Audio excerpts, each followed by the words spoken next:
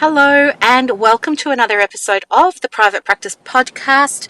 You are in the car with me. We are just leaving the doctor's and we're going to drive up to the pharmacy. So I'm just going to pop you down so you might hear a little bit of a sound.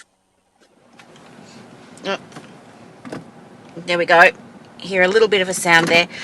Okay, so what I want to talk with you about today is a question that was asked that I think is a really good question. So we're just going to do the short bite-size edition today where you'll get a action step, something that you can implement. So answering a question for you, the question was along the lines of, I offer telehealth, and when I have inquiry calls with people who are thinking about working with me, I'm getting pushback from some people because they're wanting a face-to-face appointment. And what's happening, I imagine, is that because there's some pushback or there's some resistance, the therapist isn't able to then convert that person into a paid client, into a booking, can't help them, can't grow her business, those kinds of things. And it can feel really defeating and really depressing and upsetting when this kind of thing happens. So let's fix it. There are a few things to do, and I think the main thing is we need to check the messaging. Okay, so your messaging is, of course, about your niche and things like that, but we've also got sub messaging throughout the business and throughout our marketing. And so making sure that it's really clear throughout the website that this is a telehealth service, okay, that your business, in this case, the business is entirely online, as I understand, but for some reason, we're still getting inquiries from people thinking that they can book in a face-to-face appointment. So be sure that throughout the website, we've got information there that says that no, face-to-face appointments are not available. This is a telehealth service only. That's the first thing to do. The second thing to do is to make it really clear to people why you offer telehealth and the benefits of it. And by this, what I mean is perhaps on the services section of your website, think of all the objections that a potential client might have to working with you online doing telehealth, right? Think about all the objections they might have. And then what we want to do is address each of those, right? So it's similar to pre-framing, but in another way, what we're doing is we're addressing everything so that when it comes time for them to book in and they see that it's only telehealth that's available, they're feeling more comfortable about it and less resistant, which means you'll increase your conversions. Okay, so for example, some people might say, oh well, I just think that it's a better quality of service when you're with somebody in person, face to face, and therefore I just feel better if I could have an in-person session. So perhaps in the services section, you could address that. You could say some clients, wonder if they'll get the same level of service or if they'll get the same quality of service. Is it better to see someone in person? And while it can be different for everybody, because we're all unique, the data consistently shows that in terms of outcomes or results, that there's no difference in terms of whether or not you receive the service over the phone, through video online, or face-to-face in real life. So now that you have this understanding, how are you feeling about doing a telehealth appointment? Another thing can be like really speaking into some of the interesting facts that have come about since COVID. And one of those is that the majority of people who transitioned to telehealth during COVID have remained on telehealth for the convenience. It means that they can access their appointment wherever it suits them. They can be in the car, they could be at a cafe, they could be in their room, they could be at the workplace in a private room at work or something like that, the office. So a lot of people were nervous initially about telehealth because they worried about it, but now they've stuck with it for the conveniences that it provides them. So they're just a couple of examples there. I know myself, a lot of my clients were women at the time and they had children, and they used to have to go and pick children up from school and go to McDonald's perhaps and get them a Happy Meal, and then get colouring books and things like that, and toys and dolls and iPads and stuff like that, and make sure all the children were sitting out in reception and they had something to, they were fed and watered, and they had something to distract themselves with, like a little toy or something. And even then, the women would be in my room having their sessions, but only half being present because half of them was still out in reception wondering, are the children jumping on the furniture? are they behaving themselves? Are they bothering anybody? And, they might even get up in the middle of a session and check on the children. Or sometimes the children would want to open up the consulting room door and check on their mum. So for some of my clients, many of them who had children just found it so much easier to be able to do telehealth, and so they stayed with that. So think about some of the benefits of telehealth as well, and maybe use some examples like I just used there. So that's a second thing, isn't it? And then the third thing is make it really clear on your Psychology Today profile, because not all of the time, but much of the time, we can get referrals, inquiries from Psychology Today from people who haven't properly or fully read our information on the profile.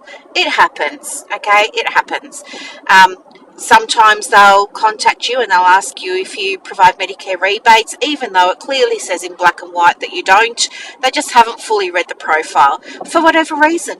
Let's remember that they're probably highly stressed, anxious, upset, not thinking straight, and probably not taking in a lot of the information that they're reading on the Psychology Today profiles, perhaps. I'm sure that's the case for some of them. So please just make sure throughout the Psychology Today profile you're mentioning why you're passionate about providing, or why it's your pleasure to provide such a... Oh, sheep! I'm just going through the...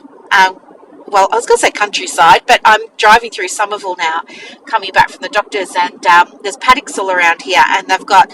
I still go to call them push-me, pull-yous from Dr. Dolittle, right? But there's llamas and alpacas. Are they still called llamas? Yeah, llamas, alpacas, and some sheep. Anyway, I forgot what I was going to say. Something. Oh, about Psychology Today profiles. Yeah, so Psychology Today profiles, just make sure that it's sprinkled throughout the profile that you provide telehealth services, speaking to why it's your pleasure to be able to provide them. And the fourth thing is, do not charge less for your telehealth services, because doing so engenders a misperception that it must be better if they're going to see you in person. There is no reason for you to charge less because you're providing a service via telehealth. You might say, well, it doesn't cost me as much because I don't have to pay for rent and, things like that. And sure, those things might be true, but that's not what the person is paying for. The person is paying for your lived experience. They're paying for your expertise, your knowledge, your practice wisdom, your compassion, your insights, and your ability to help them heal themselves. They're not paying you thinking, oh, she's going to, here I go, I'm going to give her some money and that'll help her pay for her rent. They're not thinking about that. They're thinking about, I'm going to give her some money, she's going to help me feel better quicker. She's going to help me feel better soon. I trust her, right? So get it out of your mind right now that this is anything to do with you having less expenses. When you charge different rates, if you say, oh, my in-person is $180 and my telehealth is $150, people are going to assume that it's not as good. So don't do it, because if you're wanting to have the perception that you're good no matter what, and that the client is, if it's true for you that the client gets the same service, they get the same level of care, they get the same experience, they get the same insights, wisdom, all that sort of stuff, don't charge different prices. Doesn't make any sense financially, and it doesn't make any sense ethically, and it doesn't make any sense for your lovely clients, right? So we stop doing that. So they're just some little tips there. Of course, if you are only delivering services online, you're not going to have different prices for in person, right? But do make sure that the price that you're charging, or the fee that you're charging, is consistent with the industry recommendations. And at the moment, ACA and PAC for both recommend 160. That's 160. So if you're charging less because you're doing telehealth, if that's your reason for charging less, whatever it is, but other practices are charging the 160 or more for in person, then you're going to continue to experience pushback and resistance, because there'll be a perception that your service just isn't as good. Does that make sense? I hope so. So anyway, this was today's little bite-sized episode. I was meant to bring this to you yesterday, but honestly, guys, I have been battling some kind of tummy bug. I feel mortified because this morning I got the dates wrong for when I was meant to see a client, a beloved client who I love working with, and I just was mortified that I was just there doing my own thing, minding my own business, and then I got like this message going, oh, by the way, is the link the same, and da-da-da. I thought, oh my gosh. So I'm all over the shop this week because I'm like heavily medicated. Don't feel 100%. So yeah, I meant to get this out for you yesterday, but I just wasn't well enough to be able to get in front of the computer. I'm still not 100% to be able to do it today, but just thought, look, I'll take advantage of being in the car. We will just do a road trip episode, so there's no intro, there's no outro for this one. And I'll be answering a few more questions as we go along with upcoming Wednesday edition podcast. And guess what? I am so excited, because on Friday next week, well, it really starts on Thursday, doesn't it? I don't think I have any clients on Thursday, but on Friday next week, I'm away for a week, and I cannot wait. I'm so excited. And you know what it's like, don't you, when you've got a holiday and it's coming and you're counting the sleeps? So much fun counting the sleeps. But those last few days of work, they're so hard. They're so hard. So how am I going to get through it? Plus, I've had some huge up levels with different things. I want to tell you one of them as well, just while I've got you here. But, I've told you before how I've spent the last 12 months working on money mindset, right? I know it's not something that you generally fix in one session. It's different for everybody. For me, it's just taking a bit longer. That's okay. But I've had all these breakthroughs. Amazing. But one of the things that I did last year was I had this money coach. She was so lovely. Her name's Ashley. She doesn't do coaching anymore, which is a shame. Though she could have just said that to me. She could have just said, I'm not available for coaching you anymore. But that didn't come up, no. I'm just thinking about it now. But anyway, no, her name's Ashley. She's amazing. Really great at what she does.